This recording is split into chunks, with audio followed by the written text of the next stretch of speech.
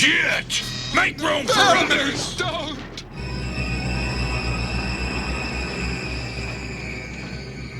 Oh, how it pains me to do this!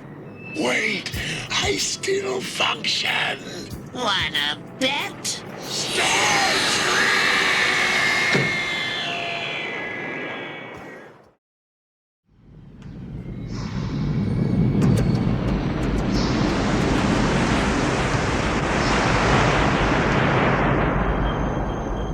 Destroy the Matrix. As Unicron's new herald makes his way towards Cybertron, the scene change greets us with literal heralding trumpets as we focus in on the main Decepticon stronghold there. In true gaudy and self-aggrandizing fashion, Starscream stands atop a large dais backed by a gigantic Decepticon symbol, surrounded on the dais by those who must be his most ardent supporters. Starscream looks amazing with large shoulder pauldrons and a magnificent purple cape. Next to him is Astrotrain holding a gleaming crown of gold and rubies, ready to place it upon the charismatic new leader in all his glory. But he continues to stop short, as the Constructicons continually interrupt the crowning with their trumpeting.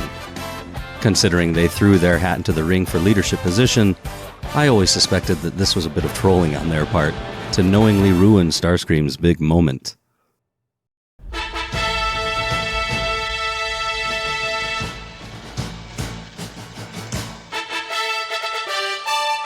Get on with the ceremony! After vocalizing his growing frustration with them, Starscream reacts in a very passive-aggressive way.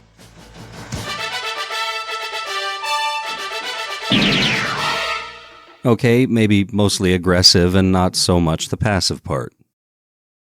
With no further delay, Astrotrain places the shimmering crown on Starscream's head, and finally, in this moment, Starscream has officially achieved his greatest ambition.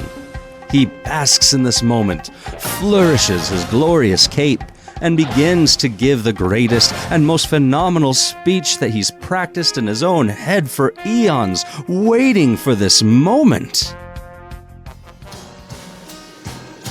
My fellow Decepticons, as your new leader, As the unknown jet approaches at top speed, in full attack position, cutting straight down the middle of the crowd of attendees, scattering them aside. Even as the jet slows, approaching the foot of the dais, Starscream is furious at this mysterious interloper. Who disrupts my coronation? Coronation, Starscream? This is bad comedy.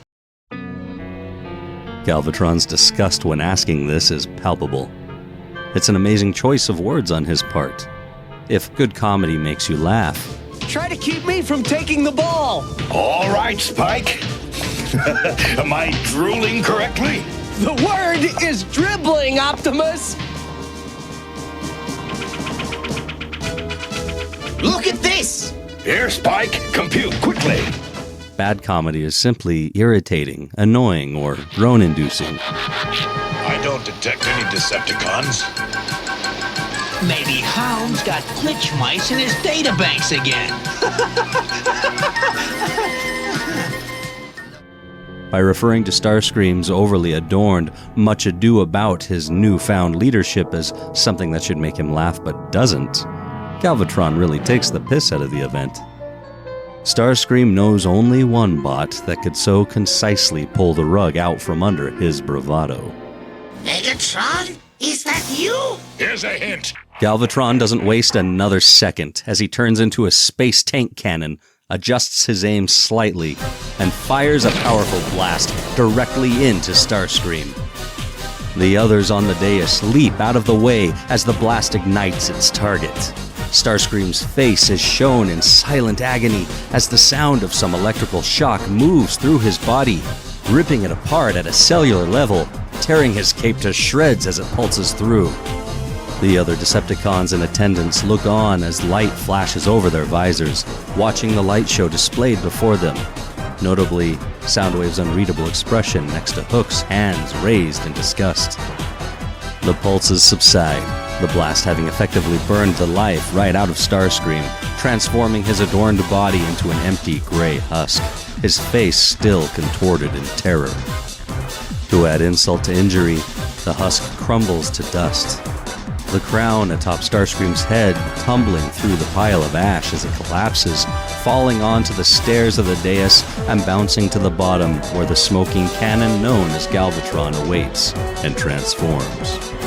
The crown of Starscream rolls next to his feet, and Galvatron casually crushes it beneath his boot, even smearing it along the ground, thus bringing Starscream's short term as leader to both a symbolic and extremely literal end. Galvatron takes a moment to look upon the dais and the smoking ruin resting on it, considering his final action against his former second-in-command. He turns around to the other Decepticons behind him, who have been silently watching, waiting for what this violent and vengeful new form of Megatron might do next. He looks at them all with a clenched fist and simply asks, while gesturing to the smoldering rubbish that was Starscream, Will anyone else attempt to fill his shoes? What did he say his name was? Galvatron. And with that barbaric, unceremonious declaration, the Decepticons instantly accept their new no-nonsense leader, pumping their fists enthusiastically into the air as they cheer his name. There is no mourning for Starscream, no one to speak a eulogy for him. He was never really liked by his fellow Decepticons in the television series, and only tolerated by Megatron out of some kind of familial respect for him. Megatron always seemed to respect Starscream's ambitions, if not Starscream himself. I think Megatron longed for more lieutenants that showed Starscream's intelligence and cunning, being a resourceful and cunning warrior himself. He lamented Starscream's nearsightedness, but always appreciated his banter if nothing else. Besides, it's not like Soundwave was the greatest conversationalist, and Shockwave always had other matters to attend to. Yeah, I always felt Megatron treated Starscream like a little brother or a nephew, an intelligent but troublesome family member he could take under his wing and show him the true meaning of power, might, and authority. The hubris of doing this, though, nearly led to his own demise, and that last deliberate betrayal was the last straw after the many chances Megatron gave Starscream. The fact that Galvatron dispatched Starscream so suddenly and dispassionately also infers a greater lack of empathy in Galvatron than whatever measly scraps of it resided in Megatron. It tells us in the audience that Galvatron will accept no dissent to his reign. Galvatron had now reasserted control of his Decepticons and rid himself of the treacherous Starscream once and for all. He has a new, powerful body, the strongest and most loyal officers in Cyclonus and Scourge, an entirely new squad of huntsmen in the sweeps, all on top of having Cybertron itself. Things are going well for the Decepticons. But they have incurred a great debt. And Unicron will collect what is owed.